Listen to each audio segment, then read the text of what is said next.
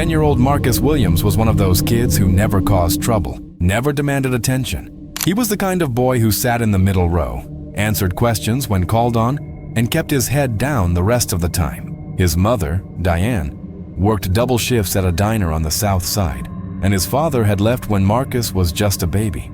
So Marcus learned early how to take care of himself, waking up on his own, making his own breakfast, walking the 6 blocks to school without complaint. He had a few friends, mostly kids from the neighborhood who played basketball at the park on weekends. But he wasn't the loud, boisterous type. He was quiet, observant, the kind of kid adults described as mature for his age, without realizing that maturity often came from having to grow up too fast.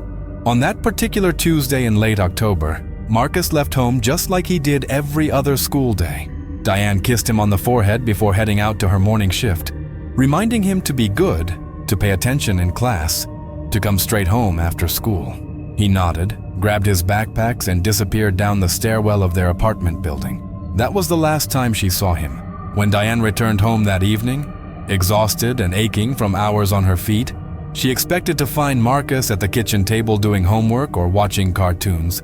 Instead, she found an empty apartment and a silence that made her stomach drop. At first, she told herself he was at a friend's house, that he'd lost track of time playing outside. But as the minutes turned into hours, panic set in. She called the school, but it had closed hours ago. She knocked on neighbors' doors, asking if anyone had seen her son. No one had. By the time she called the police, it was nearly midnight, and the officer on the other end of the line told her what she already feared, that in a city like Chicago, kids disappeared all the time, and most of them never came home. The search began the next morning, but it was already too late. Marcus Williams had vanished without a trace, swallowed up by a city that had learned to forget its missing children far too easily. Before we continue with this haunting story, if you're fascinated by unsolved mysteries and true crime cases that defy explanation, make sure to subscribe to Mystery in the Map. Hit that like button and turn on notifications so you never miss a story about the dark secrets hidden in places we thought we knew. This case gets even more disturbing, so stay with us until the end.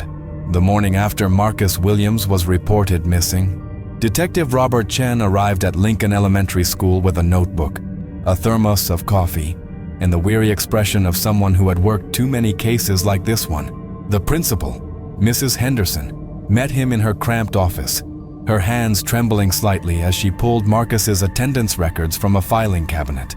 The last entry was marked with a simple check mark, present. His homeroom teacher, Miss Patterson, confirmed she'd seen him that morning during roll call, sitting in his usual seat by the window. But after lunch, during the chaos of recess and classroom transitions, no one could say with certainty whether Marcus had been there or not. In a school of over 800 students with only 2 hallway monitors, it was entirely possible for a child to walk out the front door without anyone noticing. Detective Chen spent the next 3 days interviewing everyone: teachers, janitors, cafeteria workers, students who sat near Marcus, kids who played with him at recess. He showed them a school photo of Marcus, a thin boy with deep brown eyes and a hesitant smile, wearing a Chicago Bulls t-shirt that was slightly too big for him. Most of the kids shrugged, said they remembered seeing him around but couldn't recall anything unusual about that day. One girl mentioned that Marcus had seemed quiet during lunch, but then again, he was always quiet. A janitor remembered mopping the hallway near the east stairwell around the time school let out and seeing a few kids lingering, but he couldn't say for sure if Marcus was among them. Every lead dissolved into uncertainty. Every potential witness had nothing concrete to offer. The police searched everywhere they could think of. They dragged the Chicago River, combed through nearby parks, checked abandoned buildings and construction sites. They interviewed registered sex offenders in the area, knocked on doors in a 3-mile radius around the school, and reviewed security footage from nearby businesses. Though in 1986, surveillance cameras were far less common than they would later become. Diane Williams appeared on local news stations, her face gaunt with sleeplessness, pleading for anyone with information to come forward. The story ran for a few days, sandwiched between reports of gang violence and economic struggles, and then it disappeared from the headlines. replaced by newer tragedies. But the community didn't forget, not right away. Volunteers from neighborhood churches printed thousands of flyers with Marcus's face on them, stapling them to telephone poles, taping them in store windows, handing them out at bus stops. Missing child. The posters read in bold letters, followed by Marcus's description and a phone number for tips. Diane organized search parties every weekend for months, groups of neighbors walking through alleys and vacant lots, calling Marcus's name into the wind. At school, students held a candlelight vigil, their small flames flickering in the October darkness. But as weeks turned into months, the volunteers stopped showing up. The posters faded in the rain and were covered by newer announcements. The tip line went silent. Detective Chen kept the case file on his desk longer than he should have, reviewing it during lunch breaks, hoping something would click. But without witnesses, without physical evidence, without any indication of where Marcus had gone or who might have taken him, there was nothing to investigate. By the following spring, the case had been moved to the Cold Case Division, a banker's box stuffed with interview transcripts, photos, and dead-end leads, stored in a basement archive alongside hundreds of other unsolved disappearances. Diane Williams never stopped looking, never stopped hoping, but Chicago had moved on. Marcus Williams became another statistic, another name in a file that no one had time to read. And Lincoln Elementary School continued operating as it always had, its hallways filled with the sounds of children's laughter and shuffling feet, unaware of the secret it had been keeping all along. Diane Williams never moved from that apartment on the south side, even though every corner of it reminded her of Marcus. His bedroom remained exactly as he'd left it that October morning.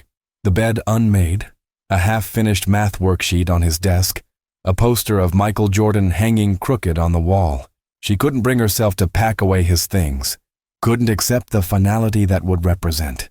Every birthday, every Christmas, every ordinary Tuesday, she set a place for him at the dinner table, just in case this was the day he'd come home. Friends and relatives told her she needed to move on, to accept what everyone else had already concluded, that Marcus was gone, that whatever had happened to him had happened a long time ago. But a mother's hope doesn't follow logic. It exists in a space beyond reason, beyond evidence, sustained by nothing more than the refusal to believe the worst. The disappearance changed her in ways that went beyond grief. She became withdrawn, unable to hold down steady work, haunted by questions that had no answers. What if she'd walked him to school that day? What if she'd called the school to check on him during her lunch break? What if she'd reported him missing sooner? The guilt consumed her slowly, year after year, until she became a ghost in her own life. Someone who existed, but didn't really live. By the time the 90s arrived, most people in the neighborhood had either forgotten about Marcus Williams or never knew his story to begin with. New families moved in, old ones moved away, and the city continued its relentless march forward, leaving the past buried beneath layers of new construction and fresh paint. But some people never forgot. Missy Patterson, the teacher who'd marked Marcus present that final day, carried the weight of it for decades.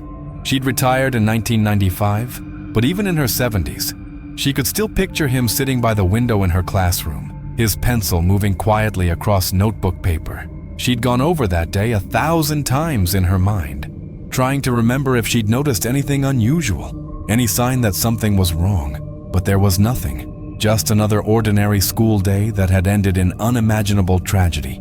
She attended a support group for people affected by unsolved crimes, where she met others who carried similar burdens. A bus driver who'd been on duty the day a teenage girl vanished. A store clerk who'd served a customer minutes before they disappeared.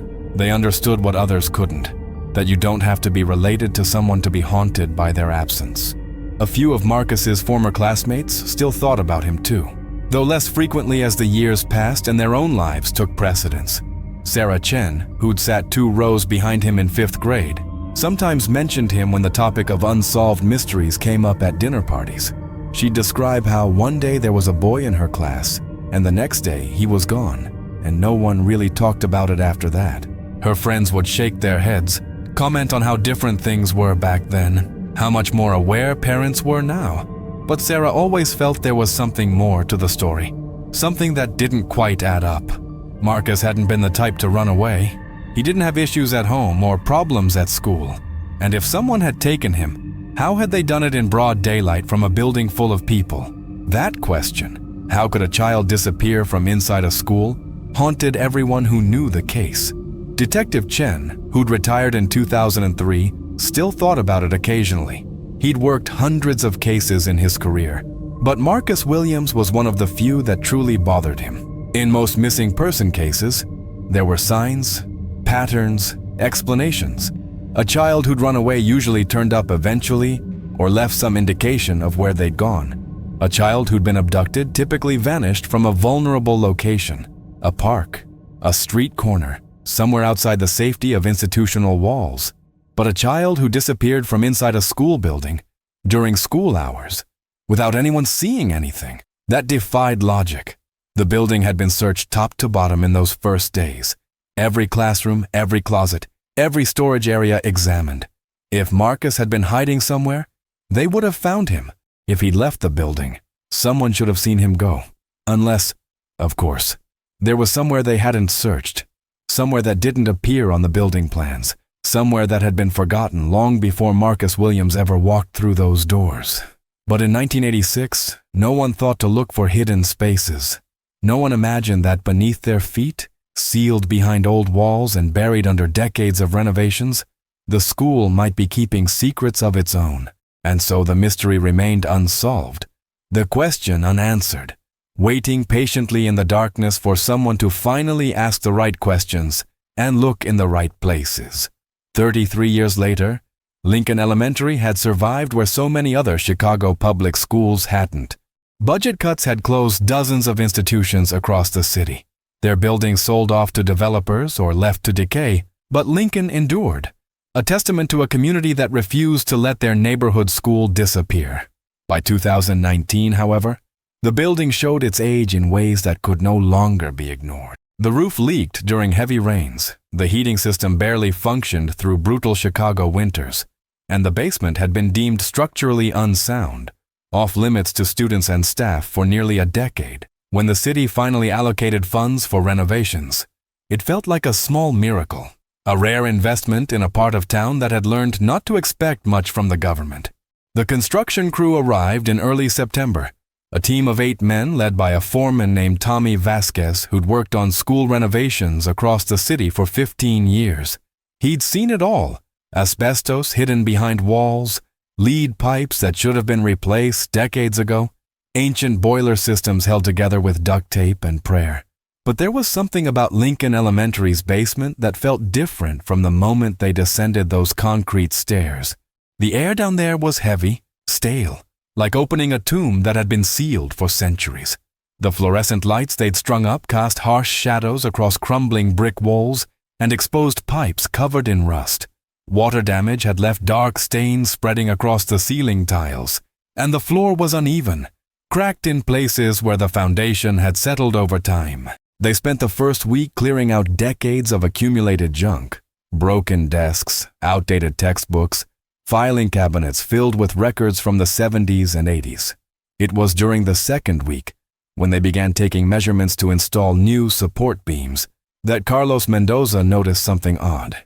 He'd been checking the blueprint against the actual dimensions of the space when he realized the numbers didn't match. According to the architectural plans, the east wall of the basement should have been 12 feet further back than where it currently stood. At first, he assumed it was an error in the drawings. Lord knows he'd seen plenty of inaccurate blueprints over the years, but when he knocked on the wall with his knuckles, he heard it, a hollow echo that suggested empty space beyond. Tommy came over with a sledgehammer, and together they examined the wall more carefully. It wasn't original construction. They could see that now. Someone had built this barrier years ago, maybe decades, using different materials than the rest of the basement. The bricks were newer, the mortar less weathered, and there was no logical reason for it. No structural purpose that justified sealing off a portion of the basement. Tommy looked at Carlos, and without saying a word, they both understood what needed to happen next.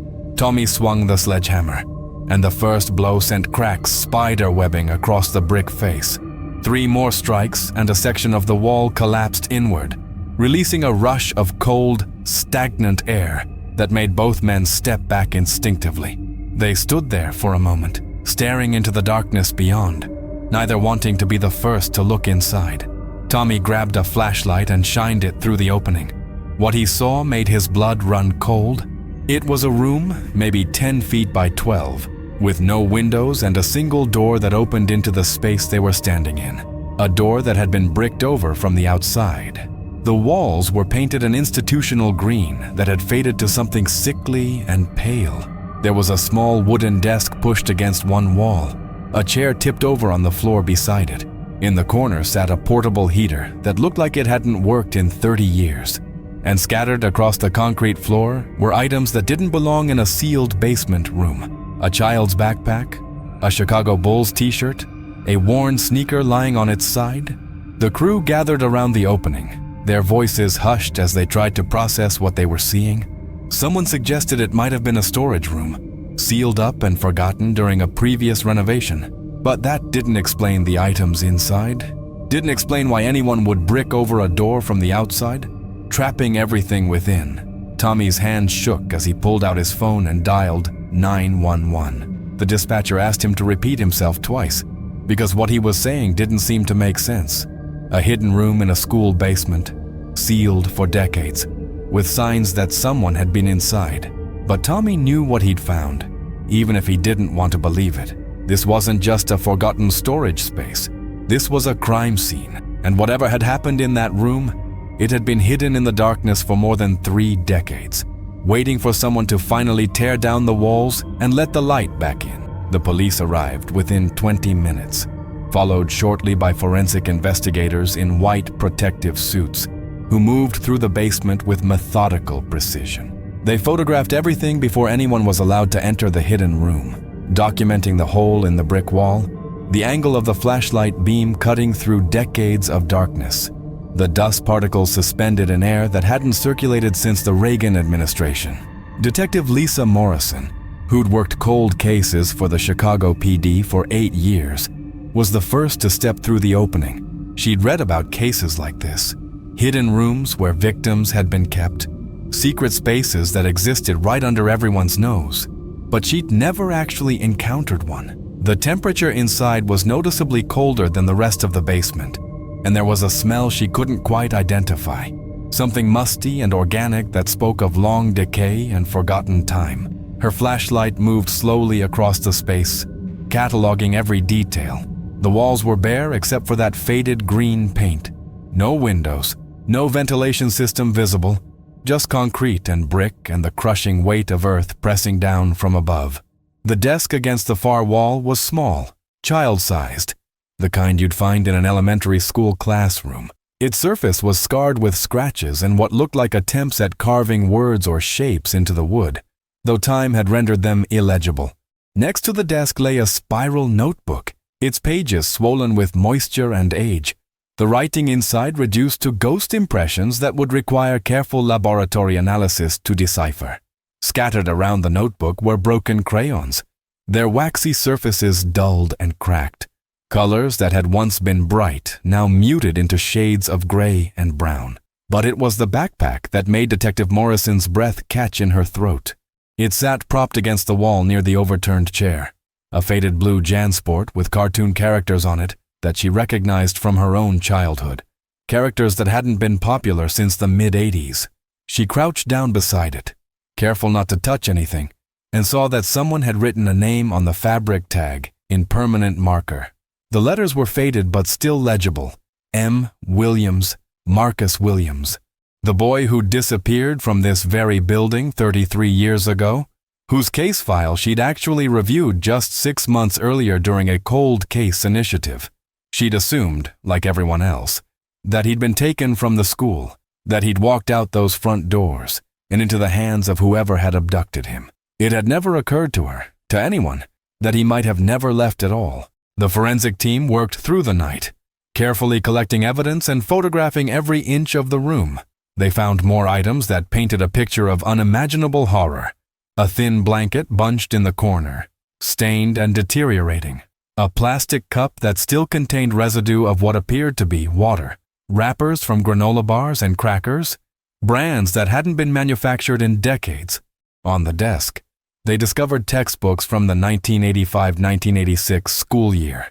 Their pages dog-eared and marked with a child's handwriting. Math problems worked out in pencil. Reading comprehension questions answered in careful block letters. As if someone had been trying to keep up with their schoolwork even while imprisoned in this nightmare. The implication was staggering, that Marcus Williams had been kept here, in this sealed room beneath the school, while life continued normally in the floors above him. The most haunting discovery came when they examined the inside of the door that had been bricked over. Deep scratches covered the wooden surface, concentrated around where the handle would have been. Marks made by small fingers desperately trying to claw their way out. There were handprints too, dozens of them, preserved in the grime and dust. Small hands pressed against the door over and over, as if hoping that this time, someone on the other side would hear. Detective Morrison stood in that room for a long time after the forensic team had finished their initial sweep, trying to comprehend the horror of what had happened here. A 10-year-old boy, sealed in a lightless room, surrounded by concrete and earth, while teachers taught lessons above him, while janitors mopped floors, while children laughed in hallways, while his mother put up missing posters throughout the city, while police searched rivers and parks and questioned strangers, while the whole world looked everywhere except down. The question that no one wanted to ask but everyone was thinking hung in the cold basement air. How long had he survived down here? Hours? Days? Weeks. The presence of food wrappers suggested he hadn't been left to die immediately, that someone had been bringing him supplies, keeping him alive in this tomb beneath the school. But who? Who would have had access to the basement? The ability to come and go without raising suspicion. The means to brick over a door and seal away their crime. And perhaps the most disturbing question of all, had Marcus been alone in this room? Or had there been others before him? Other children whose disappearances had never been solved, whose bodies had never been found. As Detective Morrison climbed back up those basement stairs into the September sunlight, she knew that opening this room had done more than solve one cold case. It had revealed that Lincoln Elementary School, with its brick facade and its reputation as a safe haven for neighborhood children, had been hiding a predator in its walls for decades. And now, after 33 years of silence, it was finally time for the truth to come out. Within hours of the discovery, news vans surrounded Lincoln Elementary.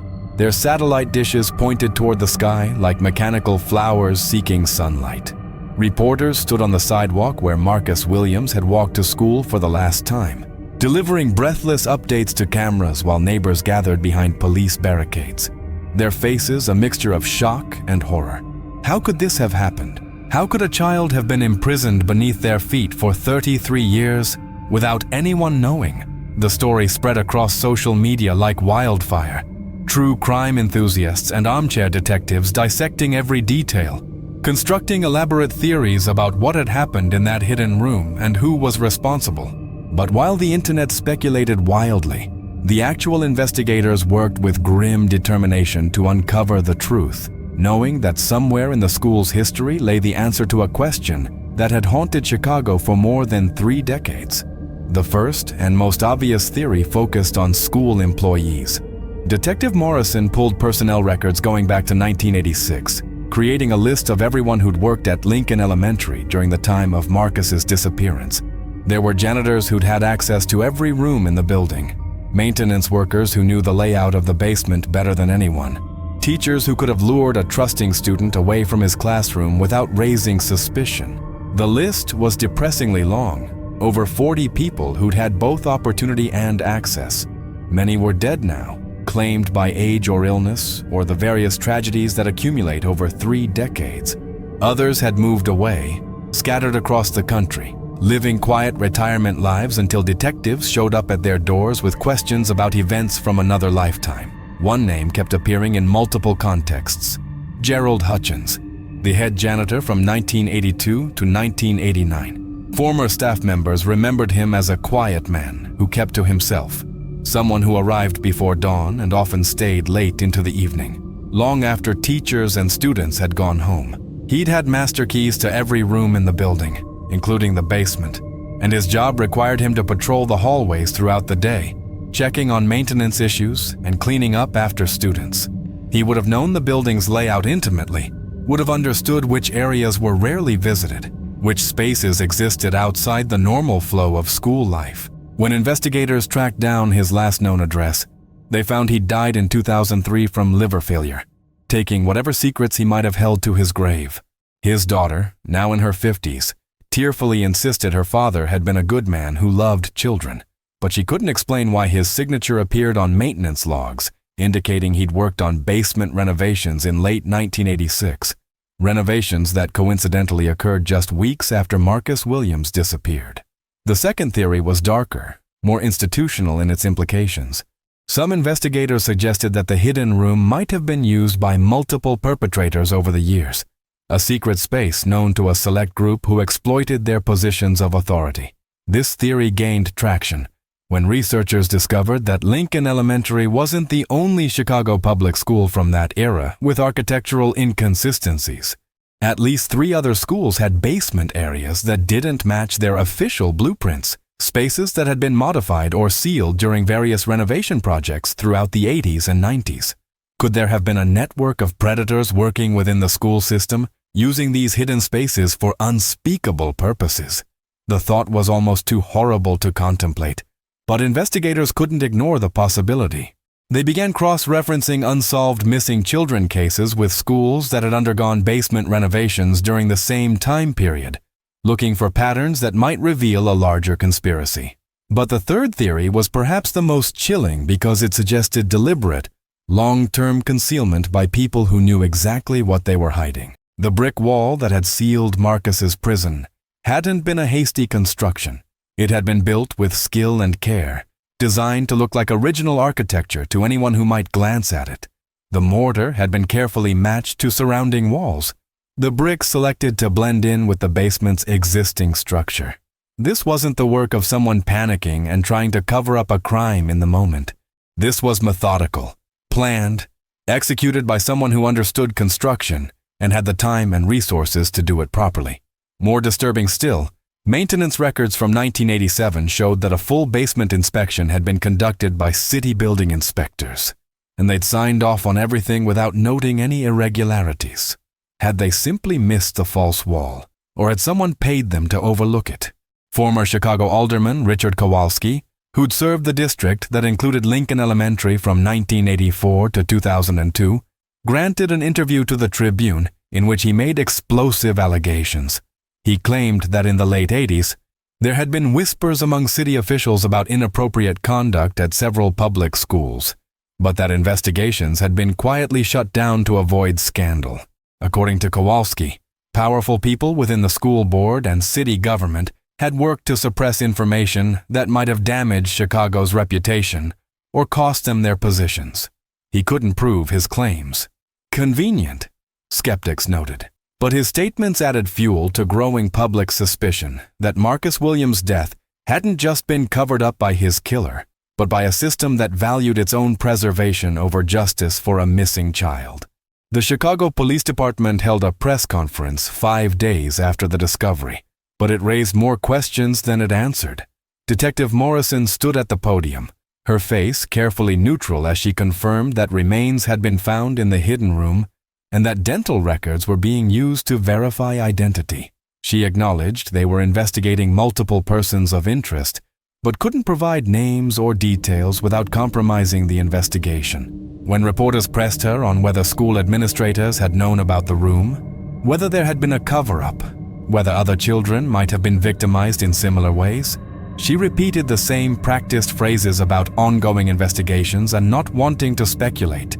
The non-answers felt like answers themselves, confirmation that whatever truth lay buried in Lincoln Elementary's basement, it was more complicated and more horrifying than anyone wanted to admit. And as the press conference ended and Detective Morrison walked away from the microphones, everyone watching understood that this wasn't just about solving Marcus Williams' disappearance anymore. It was about confronting the failures of every system that should have protected him and didn't. Diane Williams was 71 years old when Detective Morrison knocked on her door with news that would finally answer the question that had defined her entire adult life. She'd imagined this moment 1,000 times over the years, police arriving to tell her they'd found Marcus, that her son was coming home. But in those fantasies, he was always alive, always still 10 years old somehow, frozen in time like she'd kept his bedroom frozen. The reality was devastatingly different. Detective Morrison sat across from her in that same living room where Marcus had eaten breakfast on his last morning and gently explained that her son had never left Lincoln Elementary at all, that he'd been there the whole time, trapped beneath the building while she'd searched every corner of Chicago, while she'd cried herself to sleep night after night wondering if he was cold or scared or calling out for her. The sound that came from Diane wasn't quite a scream and wasn't quite a sob. It was something more primal, the vocalization of grief that had been compressed and stored for 33 years, suddenly released all at once. She wanted to see the room. Detective Morrison tried to discourage her, explained that it was still an active crime scene, that seeing it wouldn't bring closure, only more pain. But Diane insisted with a ferocity that surprised even herself. She needed to see where her son had spent his final hours, needed to stand in that space and bear witness to his suffering, since she hadn't been able to protect him from it. 3 days later, accompanied by Morrison and a victim's advocate, Diane descended those basement stairs. The brick wall had been completely removed by then, the room fully exposed and documented.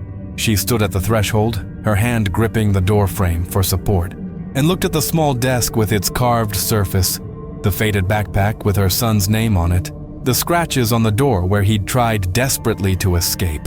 She stayed there for less than a minute before her legs gave out, but it was enough. She'd seen the tomb where her child had died alone in the darkness, and now she could finally begin the process of burying him properly. The discovery of Marcus Williams's remains sent shockwaves through Chicago that extended far beyond one family's tragedy. Other parents whose children had disappeared in the 80s began calling the police, demanding their cases be reopened, asking if their sons and daughters might have suffered similar fates. Sarah Chen, Marcus's former classmate who'd become a civil rights attorney, filed a lawsuit against the Chicago Board of Education on behalf of the Williams family, alleging gross negligence and institutional failure to protect students. The suit claimed that inadequate supervision, lax security protocols, and a culture of covering up problems rather than addressing them had created an environment where a predator could operate with impunity. The case became a rallying point for activists who'd long argued that schools in poor neighborhoods received less oversight and fewer resources than those in wealthier areas, that Marcus Williams had died in part because his life hadn't been valued as highly as children in other parts of the city. Community meetings at Lincoln Elementary became heated affairs where parents demanded answers that administrators couldn't provide. How had background checks been conducted on employees in the 80s? What protocols existed to ensure children's safety during school hours? Why had the basement been left unsecured for so long? The current principal, who'd only been at the school for 5 years, found herself apologizing for institutional failures that had occurred decades before her tenure, promising reforms and increased security measures that felt inadequate in the face of what had been lost. Some parents pulled their children from Lincoln Elementary entirely, unable to stomach sending their kids into a building where such horror had occurred. Others stayed, arguing that running away didn't honor Marcus's memory, that the best response was to ensure nothing like this could ever happen again. The case reignited broader conversations about crimes against children in the 1980s, and the systematic failures that had allowed so many to go unsolved. Investigative journalists uncovered patterns of missing children cases from that era, where investigations had been cursory at best, where police had assumed runaways or parental abductions without conducting thorough searches, where poor families and families of color received less attention and fewer resources than their white-ash middle-class counterparts. Marcus Williams hadn't just been failed by his killer, he'd been failed by every institution that should have protected him, the school that didn't notice he was missing, the police who'd searched everywhere except the most obvious place, The building inspectors who'd signed off on basement renovations without questioning architectural inconsistencies. The city officials who'd allegedly suppressed investigations to avoid scandal. His death was a symptom of a larger disease, a reflection of systemic indifference that had allowed countless tragedies to unfold in the shadows. Detective Morrison worked the case for another 8 months, following every lead, interviewing every person who'd had access to that basement. Gerald Hutchins remained the primary suspect, but with him long dead, there could be no arrest, no trial, no moment of public accountability. DNA evidence from the room was degraded beyond usefulness. The forensic analysis of Marcus's remains confirmed he died within days or possibly weeks of his disappearance, but couldn't determine exact cause of death after so many years. The case would officially remain open, but everyone understood that certain questions would never be answered. They would never know for certain who had taken Marcus, whether he'd been the only victim, whether others had known and stayed silent. Some mysteries resist resolution no matter how desperately we seek it. On a cold November morning, exactly 33 years after Marcus Williams disappeared, his family finally laid him to rest. The funeral drew hundreds of people, former classmates now in their 40s, teachers who'd never forgotten him, community members who'd searched for him decades ago, strangers who'd followed the case in the news and felt compelled to pay their respects. Diane Williams, supported by relatives on either side, placed a photo of Marcus on his casket, the same school picture that had appeared on missing posters throughout Chicago. A 10-year-old boy with a hesitant smile and his whole life ahead of him. As she spoke at the service, her voice wavering but strong, she said something that would be quoted in newspapers across the country. "My son was taken from me twice. Once by whoever put him in that room, and again by everyone who could have found him but didn't. I can't get back the 33 years I spent not knowing, but at least now he can rest." Lincoln Elementary School underwent extensive renovations following the Discovery East core, with every inch of the basement examined and documented. The hidden room itself was filled with concrete and sealed permanently, a deliberate burial of a space that had held too much suffering. A memorial garden was planted on the school grounds, with a plaque bearing Marcus Williams's name and the dates of his too short life. It reads simply, "In memory of Marcus Williams, 1976-1986, a student of Lincoln Elementary who should have been safe within these walls. May we never forget the children we failed to protect."